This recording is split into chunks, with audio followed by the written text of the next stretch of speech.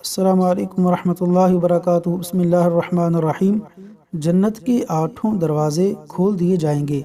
نبی کریم صلی اللہ علیہ وسلم کا ارشاد ہے کہ جس نے اچھی طرح وضو کیا اور پھر یہ کہا اشہد ان لا الہ الا اللہ، اشہد ان لا الہ الا اللہ وحدہ لا شریک لہ وأشهد أن محمدا